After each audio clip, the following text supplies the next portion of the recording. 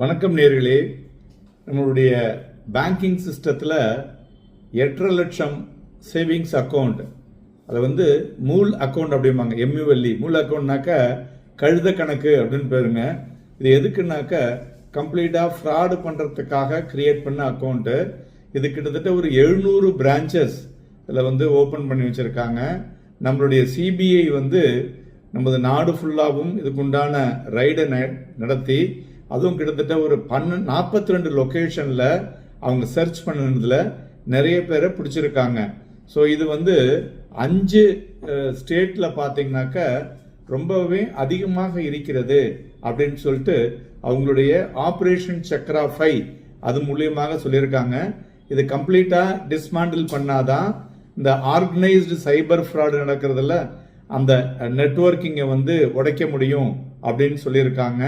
So அதனால் இவங்க இந்த அக்கௌண்ட்லாம் பார்த்தீங்கன்னாக்க without proper KYC documentation plus violation of banking நார்ம்ஸோட ஓப்பன் பண்ணின அக்கௌண்ட்ஸுங்க. And it is been used by criminals.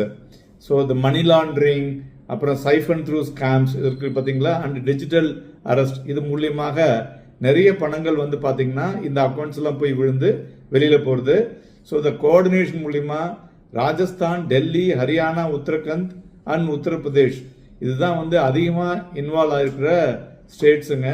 Multiple CBI team simultaneously இந்த சர்ச் பண்ணிட்டு இருக்காங்க. இதில் கிட்டத்தட்ட பார்த்தீங்கன்னா 9 individuals including middle man, agent, bank correspondents, then aggregators and account holder அப்படின்னு சொல்லிட்டு பிடிச்சிருக்காங்க.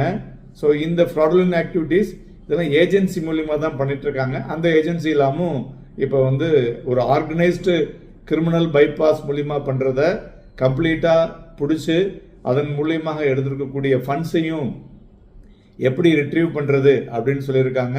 ப்ளஸ் இந்த ஆன்டி மணி லாண்ட்ரிங் புரோட்டோகால்ஸ் மூலியமா அதுக்கு உண்டான தண்டனைகளையும் அவங்களுக்கு பண்ணப்போவதாக சொல்லியிருக்காங்க.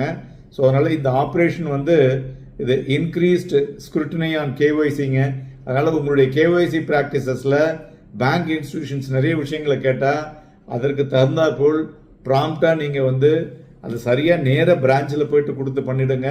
ஸோ தட் உங்களுடைய பேங்க் அக்கௌண்ட்டை எதாலையும் டச் பண்ண முடியாது.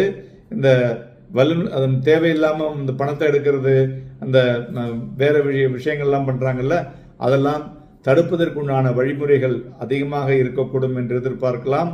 அதனால் மக்களே உஷார். நன்றி, வணக்கம்.